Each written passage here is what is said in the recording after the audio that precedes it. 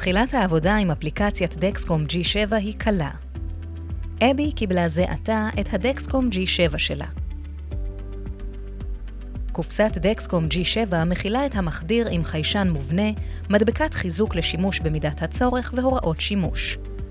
הדבר הראשון שעליכם לעשות הוא להוריד את אפליקציית דקסקום G7. יש ליצור חשבון דקסקום או להתחבר עם שם המשתמש והסיסמה לחשבון דקסקום הקיים שלכם.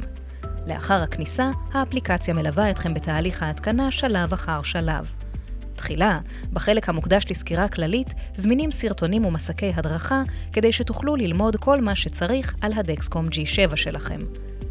לאחר מכן תחברו את הטלפון לדקסקום G7, הפעילו את הבלוטות' והגדירו את הגדרות הטלפון הנדרשות הנוספות.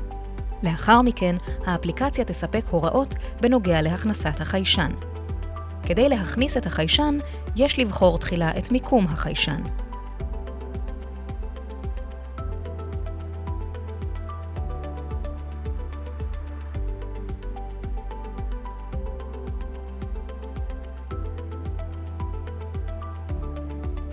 לפני שתתחילו, שיתפו ויבשו את הידיים.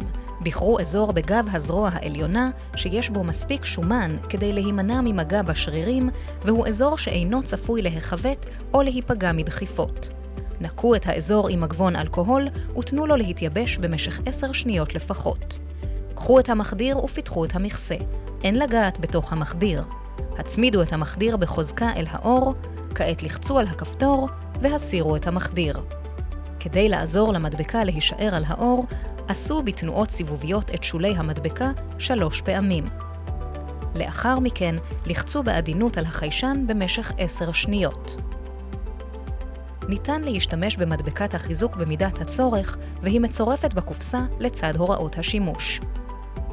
משכו בזהירות את הציפויים השקופים בזה אחר זה. נא לא לגעת באזור של הדבק הלבן. השתמשו בלשונית הצבעונית כדי למקם את המדבקה סביב החיישן. ייתכן שתצטרכו להסתכל במראה כדי לבצע את החלק הזה.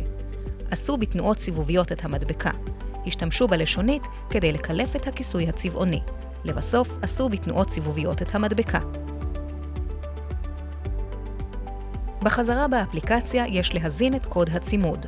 תוכלו למצוא את קוד הצימוד בין 4 הספרות על המחדיר בו השתמשתם זה עתה. ניתן לסרוק את קוד ה-QR או להזין את הקוד בין 4 הספרות באופן ידני כדי לחבר בין החיישן לאפליקציה. המתינו עד שהחיישן יתחבר.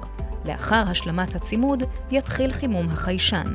טיימר החימום של החיישן מעדכן אתכם מתי תתחילו לקבל קריאות והתראות. וכך אתם מגדירים את הדקסקום G7.